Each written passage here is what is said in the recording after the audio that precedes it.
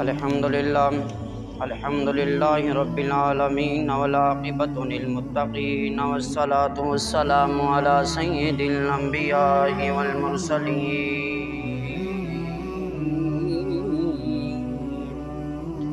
وعلی آلہ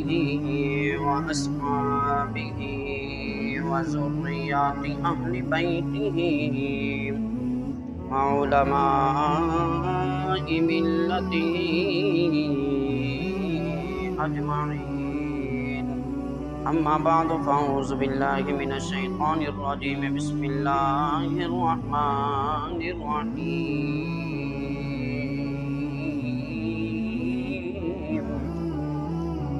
ولقد نصركم الله ببدر وأنتم أذلة فاتقوا الله لعلكم تشكرون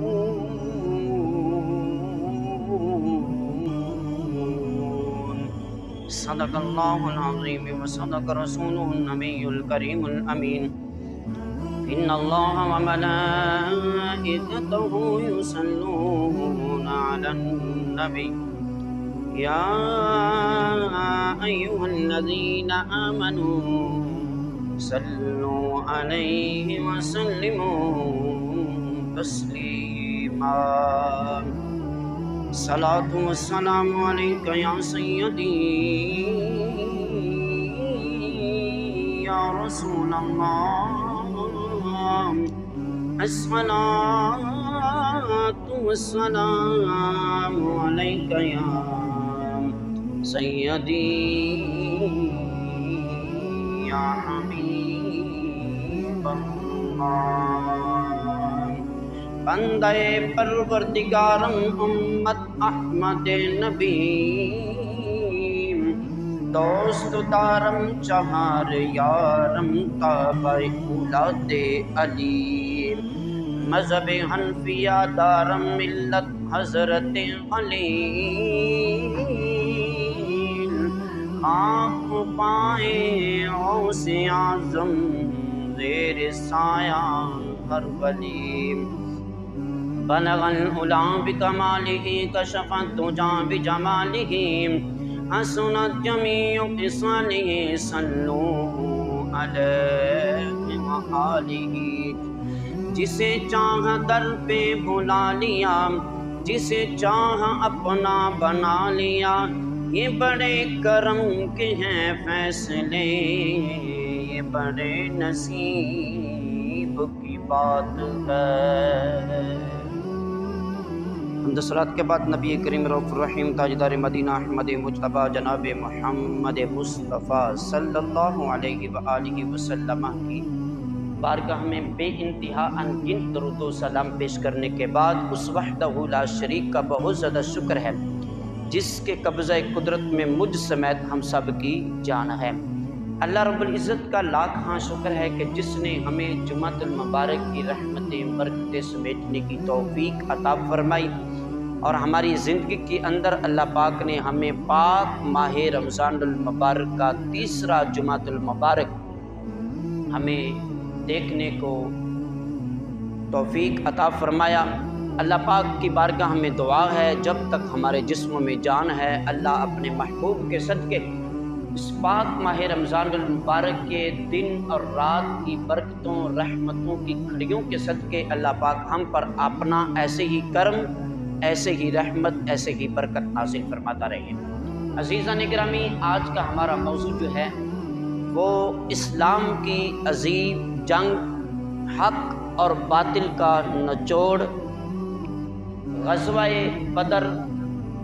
جس کو یوم الفرقان بھی کہا جاتا ہے۔ آج شہدائے بدر کی بارگاہ میں حاضری لگانے کا ہمیں موقع ملا ہے۔ اللہ پاک ہماری حاضری کو قبول فرمائے اور شہدائے بدر کے صدقے اسیران بدر کے صدقے اللہ پاک ہم سب کی مشکلیں آسان فرمائے اور اللہ پاک سب کے دکھ سب کی مصیبتوں کو پریشانیوں کو دور فرمائے۔ عزیزان گرامی غزوہ بدر ایک عظیم مارکہ ہے، یہ ایک ایسی جنگ ہے جو حق اور باطل کا ایک نکھار ہے، عظیم ایسی جنگ جس کے اندر مسلمانوں کی تعداد بظاہر بہت کم، کفار کی تعداد بہت زیادہ، ان کے پاس ساز و سامان بھی بہت زیادہ، عیش و آرام کا ساز و سامان بھی بہت زیادہ، لیکن مسلمانوں کے پاس چند چیزیں، لیکن ایک بہت بڑا مارکہ حاصل کرنے کے لیے چل پڑے ہیں۔ لیکن یہ کہنا چاہتا ہوں، جس وقت میرے اللہ کی مدد، میرے اللہ کی نصرت انسان کے ساتھ شامل حال ہو جائے تو پھر اس وقت بڑی سی بڑی قوتیں جو ہوتی ہیں، بڑی سی بڑی طاقتیں جو ہوتی ہیں، وہ بھی ان کے سامنے کچھ بھی نہیں ہیں، جب میرے اللہ کا خود کا میرے اللہ پاک خود آ کر اپنی رحمت اور برکت کے ساتھ اپنے بندوں کا ساتھ فرما دیتے ہیں۔ یہ اس وقت تھا جب میرے کریم آقا صلی اللہ علیہ وسلم مکہ معظمہ کے اندر تشریف فرما تھے۔ کفار اتنی زیادہ ظلم و ستم اٹھاتے، اتنا زیادہ ظلم کرتے، یہاں تک کہ جو بھی شخص اسلام کو قبول کرتا، میرے آقا کریم صلی اللہ علیہ وسلم کے ہاتھ پر بیعت کر لیتا اور نبی پاک صلی اللہ علیہ وسلم کی ختم نبوت کو مان لیتا، اللہ کے وحدانیت کو مان لیتا، تو اس وقت پھر ان کے ساتھ ان کا حال کیا ہوتا؟ کسی کی ٹانگ ٹوٹی ہوتی، کسی کا بازو تڑ کے ساتھ نہیں ہے، کسی کا سر پھٹا ہوا ہے، کسی کی دانت مبارک جو ہیں وہ شہید ہوئے ہیں، یعنی اتنا زیادہ ظلم و ستم کرتے۔ صحابہ کرام میرے نبی کی بارگاہ میں آ کر عرض کرتے، یا رسول اللہ صلی اللہ علیہ وسلم، ہم کیوں نہیں ان کے مقابلے میں نکلتے ہیں؟ اب تو ہم مسلمانوں کی تعداد بھی بڑھ رہی ہے، اب تو مسلمان یعنی دن بدن ہماری یعنی دین اسلام کی طرف آ رہے ہیں، اب ہم کیوں نہیں ان کی طرف مقابلہ کرتے ہیں؟ میرے کریم آقا صلی اللہ علیہ وسلم جب بھی کوئی صحابی یہ سوال لے کر آتا، میرے نبی پاک صلی اللہ علیہ وسلم ارشاد فرماتے، اے میرے صحابہ، ابھی صبر کا کام کریں، ابھی صبر کے سے کام لیں، اس لیے کہ اللہ کی طرف سے ابھی جہاد کا حکم نہیں آیا ہے، اللہ کی طرف سے لڑنے کا حکم نہیں ہے، اللہ کی طرف سے قتال کا حکم نہیں ہے۔ جب میرے رب کی بارگاہ سے حکم آ جائے گا، اس وقت پھر ہم رکنے والے بھی نہیں ہوں گے، اس لیے کہ میرے اللہ کی طرف سے ابھی تک ہمیں حکم ہی نہیں ملا ہے۔ اور جب یہ معاملات سارے دیکھے گئے، دیکھنے کے بعد حکم آیا، میرے اللہ پاک نے ارشاد فرمایا، اے میرے پیارے محبوب، اب مکے کو چھوڑنے کا وقت آ گیا ہے۔ جب مکے کو چھوڑا گیا، مدینہ طیبہ کی طرف روانہ ہوئے، میرے کریم آقا صلی اللہ علیہ وسلم کے ساتھ بہت بڑی تعداد مہاجرین کی بھی ہے۔ وہاں پہ مدینہ طیبہ کے اندر انصار لوگوں نے بھی میرے نبی پاک صلی اللہ علیہ وسلم کا استقبال بھی ایسے فرمایا جیسے کہ ایک دولہے کا استقبال کیا جاتا ہے، بلکہ اس سے بھی بڑھ کر میرے نبی کا استقبال فرمایا گیا۔ اور جب استقبال ہوا تو ہجری جب ایک سال گزر جاتا ہے، دوسرا سال ہجری کا شروع ہوتا ہے، اس دوسرے سال کے اندر میرے اللہ رب العزت کی طرف سے حکم آ جاتا ہے، میرا رب کریم ارشاد فرماتا، اذن للذین یقاتلون بانہم ظلموا وان اللہ علی نصرہم لقدیر۔ میرے اللہ پاک نے حکم فرما دیا ہے، اب لڑنے کا وقت آ گیا ہے، اب جہاد کا وقت آ گیا ہے۔ جب یہ آیات مبارکہ نازل ہوتی ہے اور اتنی دیر میں 2 ہجری کا وقت ہے، میرے کریم آقا صلی اللہ علیہ وسلم کے قلب اطہار پر یہ جب وحی نازل ہوتی ہے، اس کے بعد میرے کریم آقا صلی اللہ علیہ وسلم کو خبر ملتی ہے، ابو سفیان جو ہے وہ اپنا قافلہ لے کر مکہ کی طرف جا رہا ہے، اور عرفان ایک علاقہ ہے، اس علاقے سے گزر رہا ہے، آگے بدر کی ایک وادی آئے گی، وہاں سے انہوں نے گزرنا ہے۔ میرے کریم آقا صلی اللہ علیہ وسلم نے پھر اس وقت ارشاد فرما دیا، اے صحابہ، اب ہمارے پاس وقت نہیں ہے، ہمارے پاس ٹائم نہیں ہے، جو کچھ بھی آپ لوگوں کو ملتا ہے وہ اکٹھا کر لو، اب ابو سفیان کے ساتھ مقابلہ کرنے کا وقت آ گیا ہے۔ میرے کریم آقا صلی اللہ علیہ وسلم نے جب یہ اعلان کیا، وہ صحابہ کرام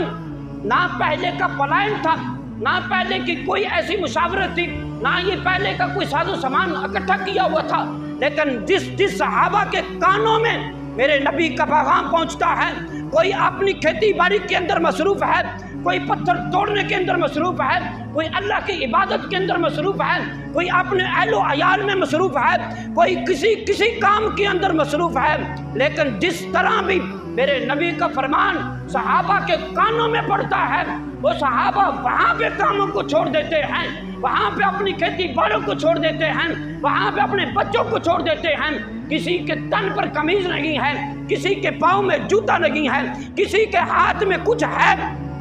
تمام کے تمام صحابہ کرام میرے کریم کے فرمان پر لبیک کہتے ہوئے صحابہ کرام اپنے گھروں سے نکلتے ہیں۔ تعداد کتنی ہے؟ 313 لوگوں کی تعداد ہے، لیکن میرے کریم آقا صلی اللہ علیہ وسلم کے وہ جانشین، وہ اتنے بہادر صحابہ جن کے پاس ایک وقت کا کھانا میسر ہے، دوسرے وقت کا کھانا میسر نہیں، صبح بھی کھجور اور پانی کے ساتھ روزہ رکھتے ہیں، شام کے وقت بھی کھجور اور روزے یعنی پانی کے ساتھ روزہ افطار کرتے ہیں، لیکن چل پڑے ہیں اتنے بڑے لوگوں کے ساتھ لڑنے کے لیے، اتنے بڑی طاقتوں کے ساتھ لڑنے کے لیے، لیکن ابھی تک مدینہ طیبہ سے نکلتے نہیں ہیں۔ صحابہ کرام کا جب غفیر ہو جاتا ہے، پھر انہی میں سے ایسے صحابہ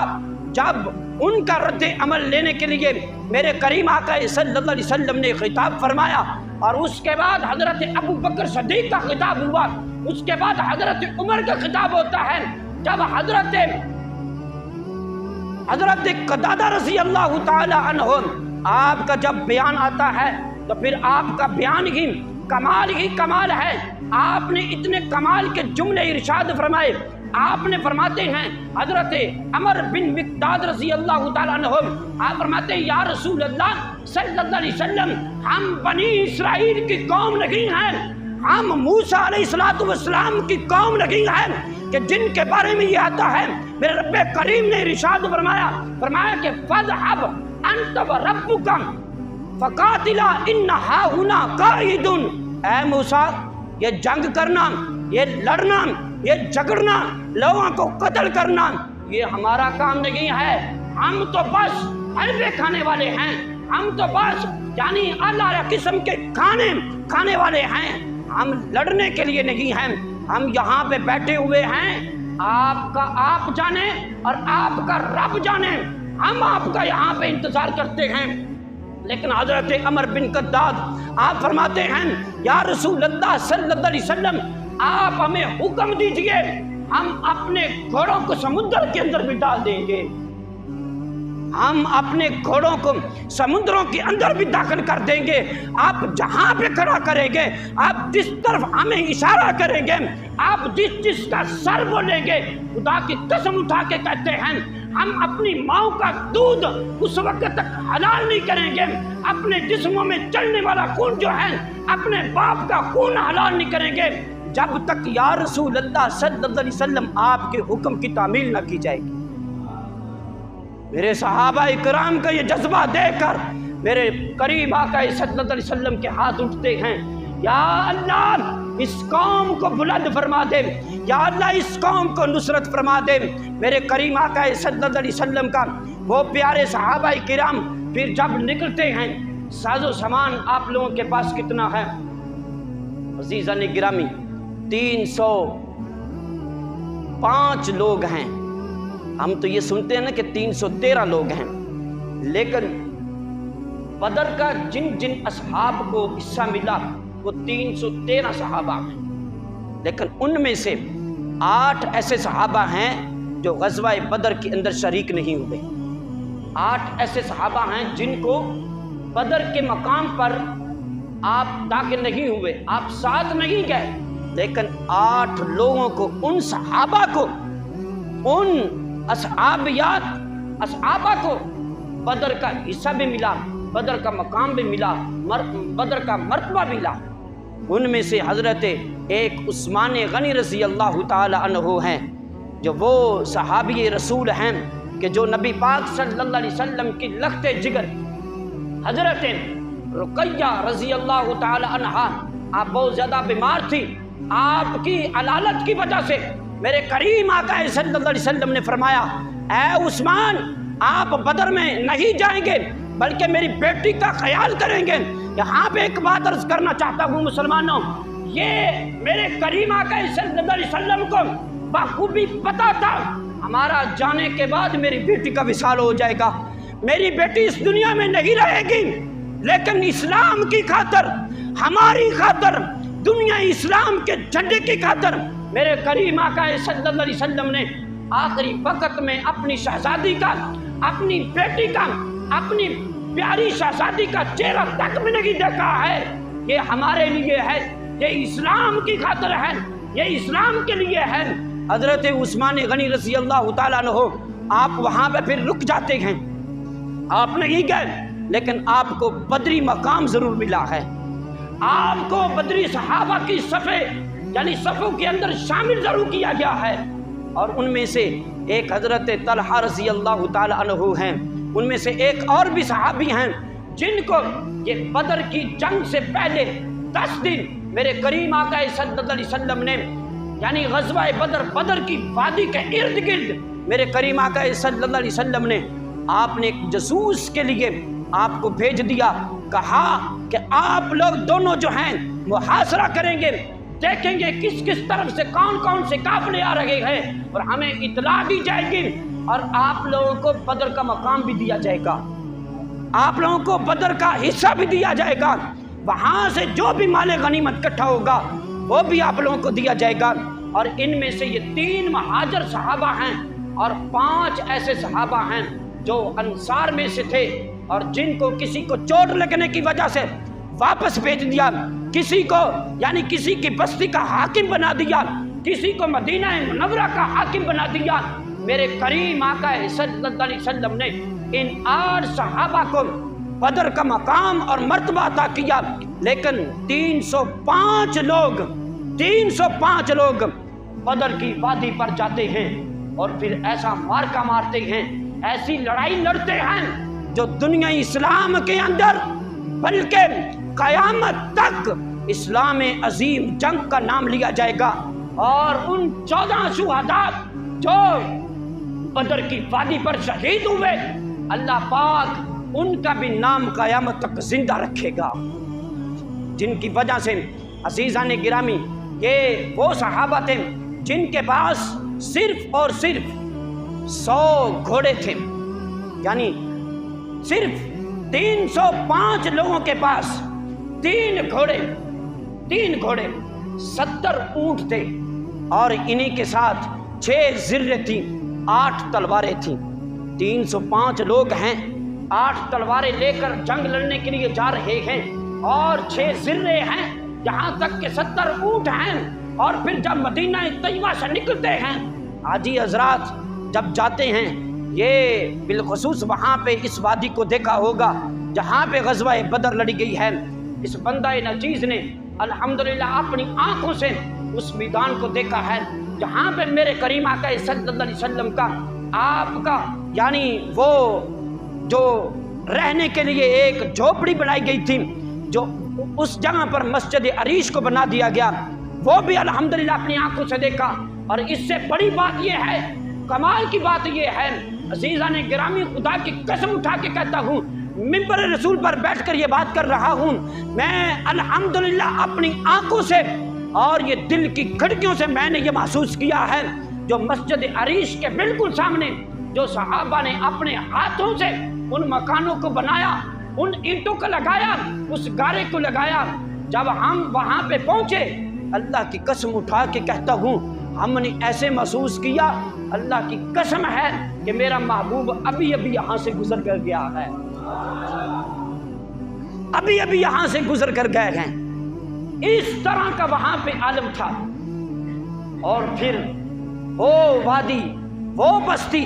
جب وہاں پہ چلتی ہے عزیزان گرامی غزوہ بدر کی طرف، اور ان لوگوں کے پاس اتنا ساز و سامان ہے، اور پھر دوسری بات یہ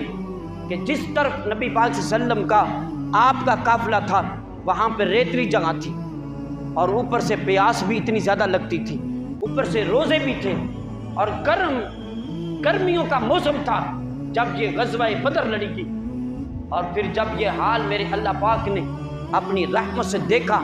پھر اسی وقت ہی میری اللہ پاک کی رحمت کا نزول ہو جاتا ہے۔ اونچی آواز سے کہیں سبحان اللہ۔ اور اللہ کی طرف سے بارش نازل ہوتی ہے، صحابہ کرام غسل بھی فرماتے ہیں، صحابہ کرام وضو بھی فرماتے ہیں، صحابہ کرام اپنے برتنوں کو بھی بھر لیتے ہیں اور یہاں تک کہ پانی کو جمع بھی کر لیتے ہیں اور اپنے آپ کو سیراب کرتے ہیں، اپنے اندر اور مزید ہمت اور طاقت کو بڑھاتے ہیں۔ عزیزان گرامی، پھر آگے یہ کام چلتا ہوا یہاں تک کہ جو کافر لوگ تھے ان کے پاس 100 گھوڑے، 1000 کا لشکر، 700 اونٹ اور ہزاروں کی تعداد میں بے تحاشا ان کے پاس اسلحہ موجود اور عیش و آرام کرنے کے لیے، عیاشی کرنے کے لیے خواتین ناچنے والی موجود، شراب نوشی عام اور اتنا زیادہ بے حیائی، لیکن اس طرف باطل تھا، اس طرف حق تھا، اس طرف یہاں تک کہ شراب پینے کی آوازیں آتی تھی، یہاں پہ گانے اور باجے کی آوازیں آیا کرتی تھی، لیکن اس طرف اللہ کے ذکر کی آوازیں آیا کرتی تھی۔ اور پھر جب یہ وقت گزرتا گیا، وقت گزرتا گزرتا یہاں تک ایک اور بات عرض کرتا چلوں، ان میں سے 2 ایسے بھی صحابی تھے جو بالکل چھوٹی عمر کے تھے۔ میں اگر یہ ان کا ذکر نہ کروں تو پھر یہ میں بدگمانی کروں گا کہ عزیزان گرامی کہ وہ 2 صحابہ بالکل چھوٹی عمر کے، حضرت معاذ اور حضرت معوذ رضی اللہ تعالی عنہما، یہ چھوٹی چھوٹی عمر کے، اور اللہ پاک نے دیکھ کس طرح کام لیا، نہ طاقت دیکھی، نہ ہمت دیکھی، نہ جسامت دیکھی، نہ ہی اتنی بلندی، نہ ہی چھاتی چوڑی، کچھ بھی ایسا عمل نہیں۔ چھوٹے چھوٹے بچے ہیں، چھوٹی چھوٹی تلواریں ہاتھ میں موجود ہیں، چھوٹے چھوٹے ہاتھ ہیں، لیکن مقابلہ کرنے کے لیے کس ستون کے پاس جا رہے ہیں، کس تھم کا مقابلہ کر رہے ہیں جو کفار کا سب سے بڑا فرعون ہے، جو کفار کا سب سے بڑا کافر ہے، ابو جاہل کا مقابلہ کرنے کے لیے شہزادے نکل رہے ہیں۔ اللہ اکبر۔ جب وہ میرے کریم نے جب اعلان فرمایا نا کہ اب آؤ صحابہ جنگ لڑنے کے لیے، یہ دونوں بھی آ گئے۔ بڑا جو تھا میرے کریم نے ان کو قبول فرما لیا، اب جو چھوٹا تھا میرے کریم نے فرمایا تم چھوٹے ہو، جنگ کے لیے، جنگ کوئی عام جنگ نہیں ہے، یہ بہت بڑی جنگ ہے، آپ بیٹا رہنے دیں۔ کہا کہ نہیں یا رسول اللہ صلی اللہ علیہ وسلم، میرے بھائی بھی شہید ہوئے، میرے والد گرامی بھی شہید ہوئے، اور میری والدہ نے ہمیں یہ دونوں بھائیوں کو کہہ کر بھیجا ہے، میں اپنی چھاتی کا دودھ معاف نہیں کروں گی جب تک آپ شہادت نوش فرما کرنا ہوگی۔ یہ صحابہ کا جذبہ ہے مسلمانوں، یہ دونوں شہزادوں کا جذبہ دیکھو۔ کہا کہ یا رسول اللہ صلی اللہ علیہ وسلم جانا ہے، اور پھر اس سے بڑی ہمت دیکھو، اس سے بڑی محبت دیکھو اور عشق دیکھو اسلام کی خاطر۔ آپ کہتے ہیں، چھوٹا بھائی کہتا ہے یا رسول اللہ صلی اللہ علیہ وسلم ہم دونوں بھائیوں کو کشتی کروا لو، اگر میں اپنے بڑے بھائی کو گرا دیتا ہوں پھر تمہیں جاؤں گا نا۔ میرا کریم جانتا ہے، میرا کریم پہچانتا بھی ہے، میرا کریم دلوں کے ارادوں کو بھی پہچانتا ہے، یہ دونوں صحابہ کے جذبات کیا ہیں۔ میرے محبوب نے فرمایا کہ چلیں پھر یہ بھی دیکھ لیتے ہیں آپ دونوں میں سے ہمت والا کون ہے۔ بڑے بھائی کے کان میں چھوٹا بھائی کہتا ہے میرے محبوب کی بارگاہ میں جو آتا ہے، میرا محبوب جس کو پکڑ لیتا ہے پھر قیامت تک چھوڑتا ہی نہیں ہے۔ آپ تو قبول ہو چکے ہیں، اب مجھے بھی قبول فرما لیجئے،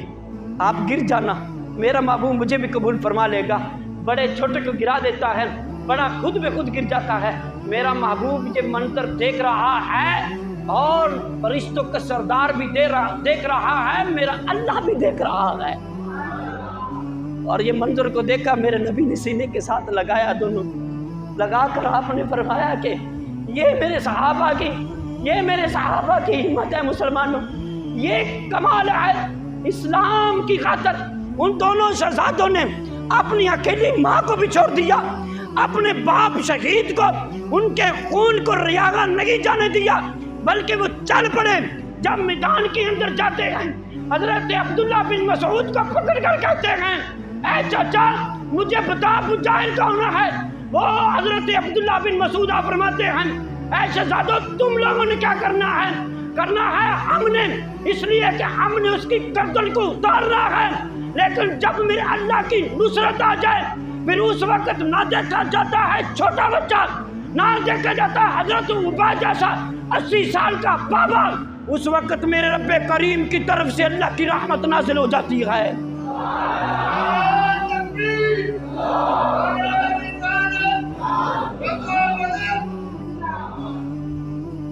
یہ غزوہ بدر کا ایک مقام اور مرتبہ ہے عزیزان گرامی۔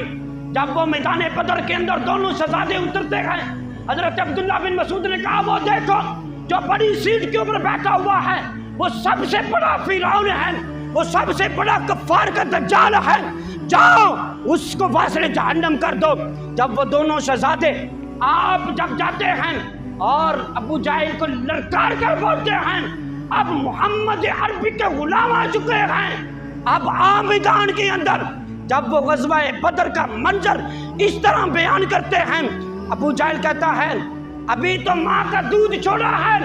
ابھی کے باپ کی گود سے کھیلتے ہوئے آ رہے ہو، مجھ سے مقابلہ کرنے کے لیے آئے ہو، کسی بڑے کے بھیجو، مجھ سے مقابلہ نہ کرو نہیں تو پھر آپ لوگوں کو قتل کر دوں گا۔ حضرت معاذ بول کر کہتے ہیں یہ تیری بدبختی ہے، یہ تیری سوچ ہے، لیکن ذرا نیچے تو اتر تو صحیح۔ وہ گھوڑے کے اوپر سوار ہوتا ہوا جب میدان جنگ بدر کے اندر اترتا ہے، وہ دونوں شہزادے، ایک شہزادہ اپنی چھوٹی سی تلوار سے اس کی ٹانگ میں جب حملہ کرتا ہے گھوڑے کے نیچے اس کو گرا دیتا ہے، گرانے کے بعد دونوں شہزادے ان کے اوپر بیٹھ جاتے ہیں اور اس کو واصل جہنم کرتے ہیں۔ اتنی دیر میں ابو جہل کا بیٹا دوڑ کر آتا ہے، حضرت معوذ رضی اللہ تعالی عنہ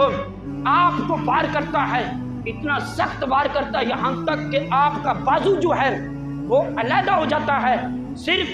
گوشت کا ٹکڑا جو ہے وہ صرف لٹکا رہتا ہے،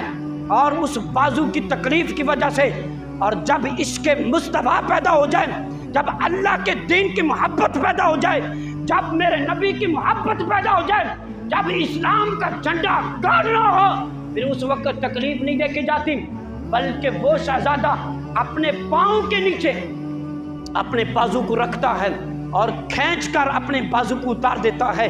پھر لڑنا شروع ہو جاتا ہے۔ یہاں تک لڑتے لڑتے وہ دونوں شہزادے میرے نبی کی بارگاہ میں جب حاضر ہوتے ہیں، میرے کریم آقا صلی اللہ علیہ وسلم نے ارشاد فرمایا کہ اے میرے شہزادو کیا مارکا مار کر آئے ہو؟ کہا کہ یا رسول اللہ صلی اللہ علیہ وسلم آپ کے دشمن ابو جہل کو واصل جہنم کر آئے ہیں، آپ کے دشمن کو واصل جہنم کر آئے ہیں۔ میرے کریم نے ارشاد فرمایا دونوں میں سے کس نے ان کو قتل کیا ہے، واصل جہنم کیا ہے؟ ایک کہتا ہے میں نے کیا، دوسرا کہتا ہے یا رسول اللہ میں نے کیا۔ میرے محبوب نے دونوں کی تلواروں کو پکڑا، میرے محبوب نے فرمایا ابھی تلواریں صاف تو نہیں کی؟ کہا نہیں یا رسول اللہ صلی اللہ علیہ وسلم، تلواروں بھی اسی طرح خون لگا ہوا ہے۔ میرے محبوب کریم صلی اللہ علیہ وسلم نے جب دونوں تلواروں کو پکڑا اور پھر ختم نبوت کی آنکھوں سے دیکھا، میرے محبوب نے فرمایا کہ دونوں تلواروں پر ہی ابو جہل کا خون ہے، اور پھر ان میں سے ایک جو شہزادہ تھا وہیں پہ ہی شہید ہو گیا، اور ایک پھر حضرت عثمان غنی رضی اللہ تعالیٰ عنہ کے دور خلافت تک چلا، اور پھر اس طرح کا آپ نے مرتبہ حاصل کیا۔ عزیزان گرامی، اس سے پہلے یہ بات عرض کرتا چلوں کہ جب میرے محبوب کریم صلی اللہ علیہ وسلم نے آپ نے جب ارشاد فرمایا کہ آپ نے جب خطبہ فرمایا ابھی بھی وقت ہے اسلام کے لیے آ جائیں، دین اسلام کی طرف آ جائیں، لیکن انہوں نے اس وقت بھی انکاری کی، اور میرے محبوب نے غزوہ بدر کے اندر نشان لگائے۔ یہ مدارجۃ النبوت کے اندر باقاعدہ یہ بات موجود ہے، اور میرے محبوب نے ارشاد فرمایا فلاں کافر جو ہے یہاں پر گرے گا، فلاں کافر کی یہاں پہ لاش گرے گی، فلاں کافر کی یہاں پہ جو نبی قتل کیا جائے گا۔ اور جب وہ جنگ جو ہے ختم ہوتی ہے، صحابہ کرام دوڑ کر جاتے ہیں، جس کافر کا نام لیا تھا اور جو میرے نبی نے نشان لگائے تھے اسی نشان پر ہی وہی کافر اسی دائرے کے اندر گر کر مرتے ہیں۔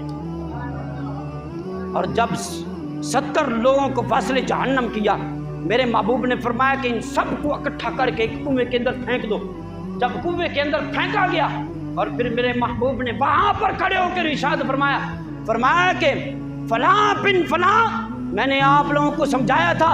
मैंने आप लोगों को कहा था कि दीन इस्लाम की तरफ आ जाओ, अल्लाह की वहदानियत को मान लो। हजरत अनस बिन मालिक जैसा सहाबी पुकार कर बोलता है, या रसूल अल्लाह सल्लल्लाहु अलैहि वसल्लम, ये तो मर चुके हैं, ये कैसे सुनते हैं? मेरे महबूब ने फरमाया, मर जरूर गए हैं, लेकिन ये आपसे भी ज्यादा समात करते हैं। अब जो लोग इतराज करते हैं कब्रों पे जाना मना है, कब्र वाले तो सुनते नहीं है। जरा बदर की तारीख को पढ़कर तू भी देख, मेरे महबूब ने बजाते खुद उन कुफ्फार की लाशों पर खड़े होकर पुकारा था और फरमाया था, मैंने आप लोगों को समझाया, कहा, लेकिन नहीं लाए, हाथ पर आए। अजीज़ा ने गिरामी, फिर ग़ज़वा बदर इस आलम के अंदर गुजरा कि यहाँ तक के मुसलमानों, इस्लाम ने फिर ऐसी तारीख दास्तान जो है कलम की कि अल्लाह पाक ने फिर पहले 1000 की सूरत के अंदर अल्लाह पाक ने फरिश्तों का एक जट्ठा जो है वो भेजा, फिर उसके बाद 2000,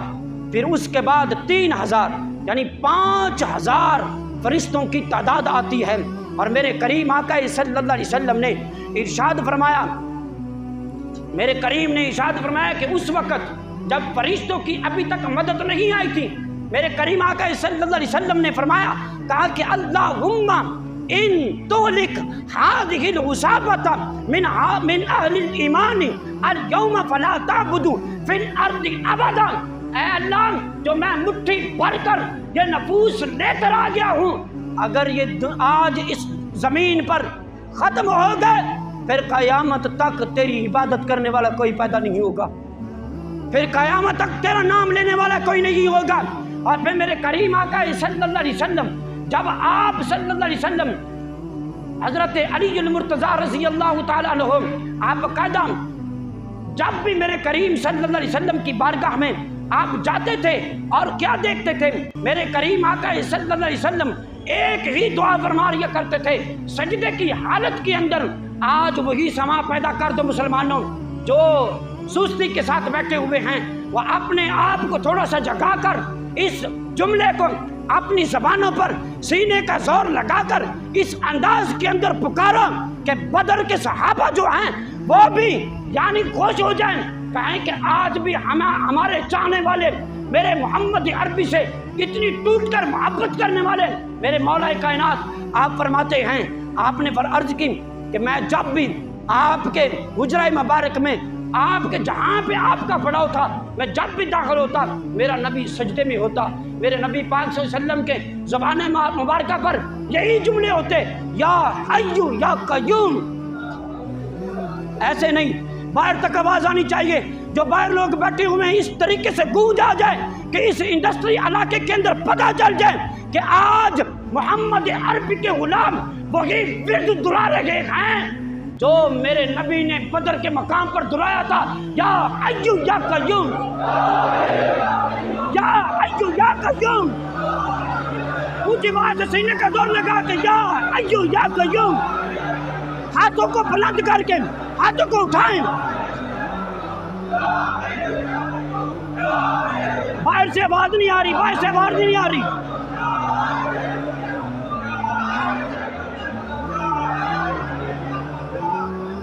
मैं बोलता हूँ एक आवाज में सबने बोलना, या हय्यु या कय्यूम, या हय्यु या कय्यूम, या हय्यु या कय्यूम। मेरा ईमान है अल्हम्दुलिल्लाह, आज दिल से इस जुमले को निकाल, इंशाअल्लाह अल्लाह के फजल और करम से मेरे महबूब की ज़ुबान मुबारक से निकले हुए जुमले के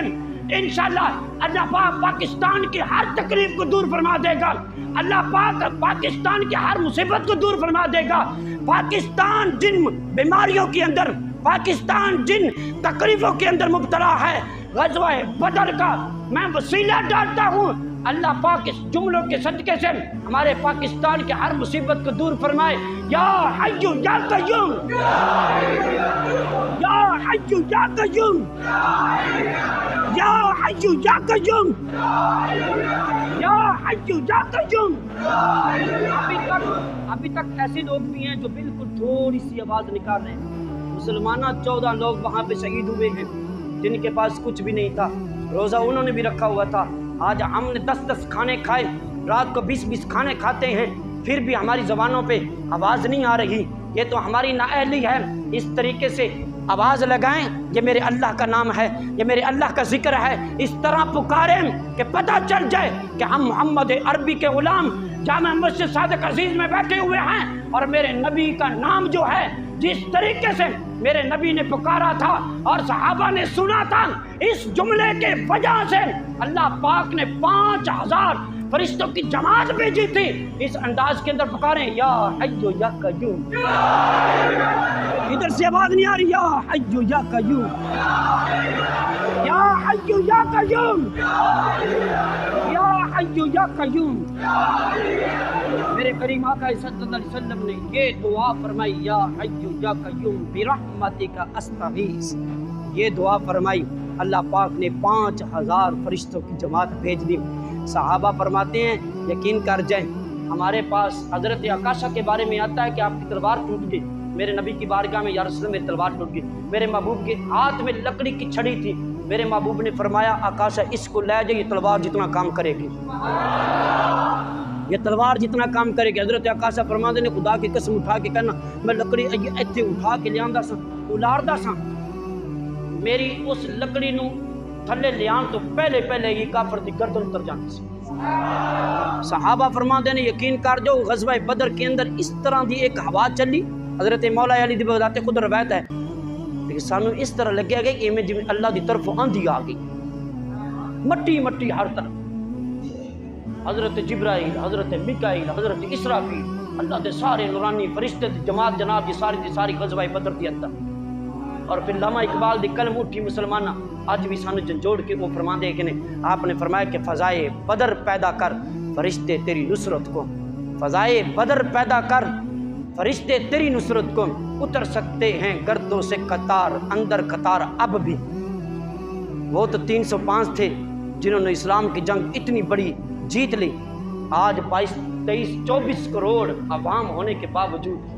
हम कश्मीर का टुकड़ा नहीं ले सके।